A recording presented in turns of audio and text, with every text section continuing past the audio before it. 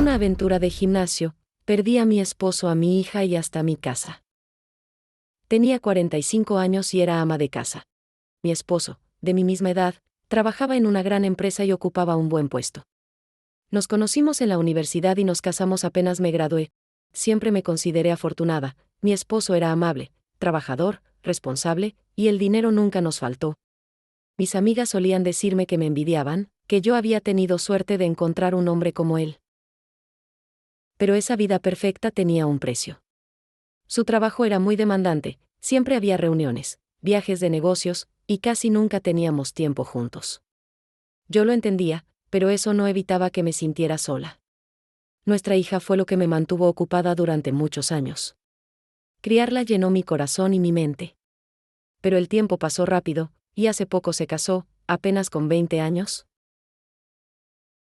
Su esposo es un joven profesor de primaria muy serio y responsable, así que mi marido y yo nos sentimos tranquilos. Pero cuando mi hija se mudó de casa, el silencio se hizo más pesado que nunca. De pronto pasaba la mayor parte del día sola, y las noches eran aún peores, porque mi esposo llegaba agotado, cenaba, se duchaba y se iba directo a dormir. Me sentía invisible.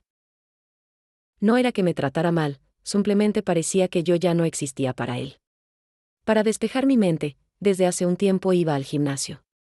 Mover mi cuerpo me ayudaba a relajarme, a sentirme viva. Y gracias a eso, siempre me decían que aparentaba ser mucho más joven. Algunas personas incluso me decían que parecía de 20 y tantos, y mi hija me llamaba con orgullo, la mamá joven y guapa. Pero por dentro yo me sentía vacía. Mi cuerpo estaba lleno de energía y yo no tenía con quién compartirla. Un día, mientras entrenaba, el entrenador del gimnasio se me acercó sonriendo. «Señora, cada día está más guapa», me dijo en tono juguetón. Me reí incómoda. «Ay, deje de bromear», respondí, aunque no pude evitar sonrojarme. Pero esa sonrisa, había algo en su manera de mirarme que me desarmaba. No era la mirada profesional de un entrenador, era la mirada de un hombre que estaba interesado. Por primera vez en años, sentí que alguien me veía como mujer. Durante los siguientes días, cada vez que iba al gimnasio, lo encontraba.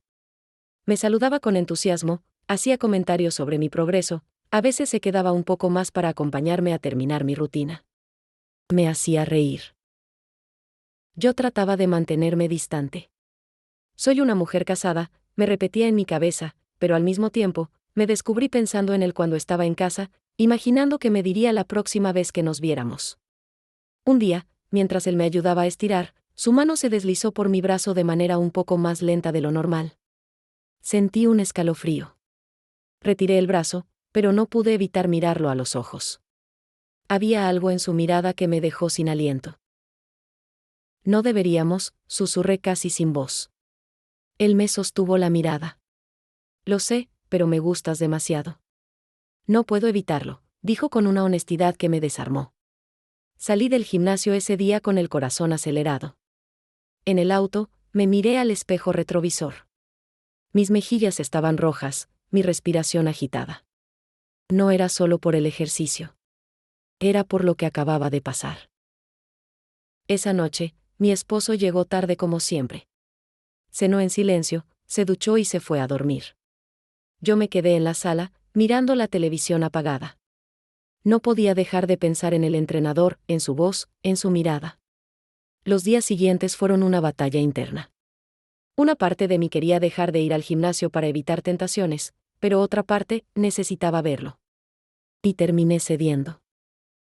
Cuando lo vi, sonrió como si hubiera estado esperándome. «Creí que no volverías», dijo. «Yo también lo creí», respondí, bajando la mirada. Él dio un paso más cerca. «Entonces me alegra que estés aquí». Poco a poco, esa tensión se volvió insoportable. Hasta que un día, cuando el gimnasio estaba casi vacío, él se acercó por detrás y me abrazó con fuerza. Sentí que el mundo se detenía. «Por favor, detente», susurré. «Esto no está bien». «No puedo evitarlo, me gustas demasiado», me dijo al oído, su voz grave y temblorosa. Podía sentir su respiración caliente en mi cuello. Mi corazón latía tan fuerte que sentí que podía escucharlo. Podría haberme apartado, pero no lo hice. Cerré los ojos y dejé que me besara. Ese día cruzamos la línea. Ahí mismo, en el gimnasio. Fue rápido, impulsivo, lleno de adrenalina. El simple hecho de saber que podían descubrirnos lo hacía aún más intenso. Cuando todo terminó, me senté en el vestidor, temblando. Sabía que lo que había hecho estaba mal, pero en lugar de arrepentirme, sentía que había vuelto a despertar algo en mí. A partir de ese día, nuestros encuentros se volvieron un secreto compartido. Miradas cómplices, mensajes en el teléfono, pequeñas excusas para coincidir en los mismos horarios. Cada encuentro con mi entrenador se volvía más arriesgado. Empezamos a vernos en hoteles discretos cerca del gimnasio, a mandar mensajes en la madrugada y a inventar excusas para desaparecer por horas. Por dentro sentía culpa, pero la adrenalina podía más. Cada vez que escuchaba la puerta de mi casa abrirse, temía que fuera el momento en que todo se derrumbaría. No me di cuenta de que mi esposo ya empezaba a sospechar. Primero fueron preguntas inocentes: ¿por qué llegas tan tarde del gimnasio? O ¿quién te escribe tan seguido? Yo respondía con evasivas, intentando sonar natural, pero creo que él ya había notado el cambio en mí. Un día, mientras estaba en el motel con el entrenador, recibí una llamada perdida de mi esposo. Luego otra, y otra. Sentí un escalofrío recorrerme la espalda. Apagué el celular y esperé. Cuando llegué a casa, él estaba en la sala, serio, con el teléfono en la mano. No me gritó, no me reclamó, solo me miró de una forma que me heló la sangre. A la mañana siguiente, me enteré de que había contratado a un investigador privado. Me mostró fotos, videos y mensajes impresos de mi teléfono. No había nada que pudiera decir para defenderme. Me quedé muda, temblando, mientras él hablaba de separación y de la vergüenza que sentía por mí. Lo peor fue ver a mi hija entrar en la sala mientras yo lloraba. Mi esposo le había contado todo. Sus ojos se llenaron de lágrimas, pero no de tristeza, sino de rabia. ¿Cómo pudiste hacernos esto?, gritó antes de salir corriendo. Ese fue el último día que me habló. El proceso de divorcio fue rápido y humillante. Mi esposo, con ayuda de su abogado, exigió una compensación económica enorme. Yo supliqué que no me quitara la casa, que al menos me dejara un lugar para vivir, pero no hubo acuerdo. Terminé firmando los papeles, sintiendo que mi vida entera se desmoronaba. La noticia se esparció entre nuestros amigos y familiares. Mis padres me miraban con una mezcla de lástima y enojo, mis amigas dejaron de invitarme a sus reuniones, y yo sentía que no podía salir a la calle sin que todos me juzgaran. Fue entonces que me fui a vivir a casa de mis padres, sin mi esposo, sin mi hija y sin rumbo. Mi hija dejó de responder mis mensajes. Incluso me bloqueó de sus redes sociales. El vacío que sentí en el pecho era insoportable. La casa de mis padres se sentía como una prisión. Sus miradas de decepción me atravesaban cada vez que me veían llorar. Un día, desesperada, tomé el teléfono y marqué el número de mi ex esposo. Contestó con voz fría, distante. ¿Qué quieres?, me dijo sin emoción. Solo, quiero hablar contigo, respondí temblando. Hubo un silencio incómodo antes de que colgara sin decir nada. Lloré como una niña esa noche. No solo había perdido a mi esposo, también había perdido mi dignidad. Intenté volver al gimnasio, pero todos me miraban con desprecio. Algunos incluso murmuraban a mis espaldas. Me convertí en el chisme favorito del vecindario.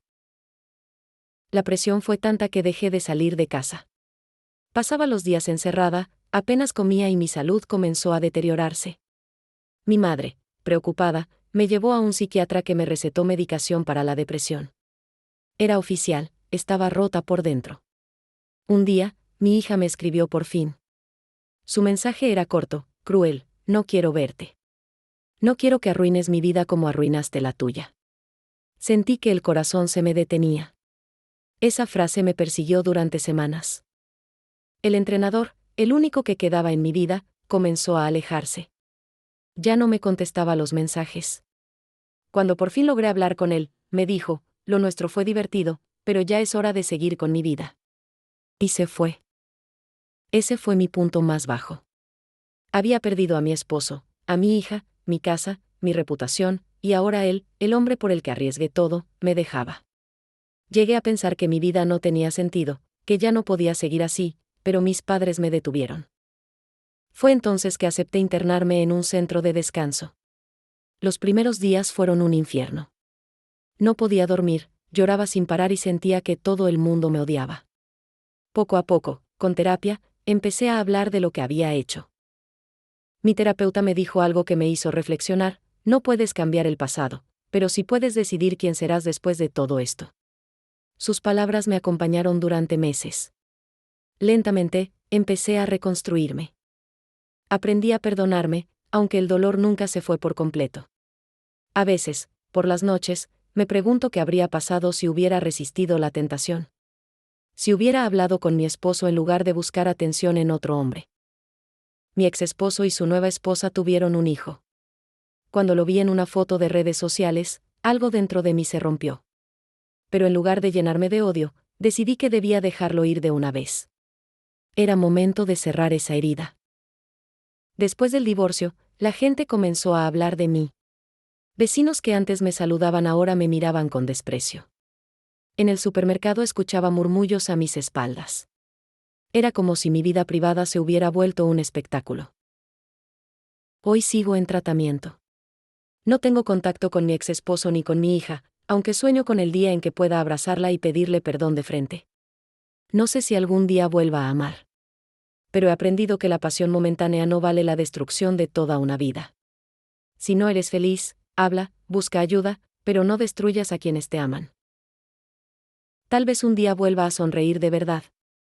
Tal vez pueda volver a ser feliz. Pero ahora, mi meta es simple: sanar, perdonarme y aprender a vivir con las consecuencias de mis actos. No olvides dejar tu opinión en los comentarios, dejar tu like y compartir este video.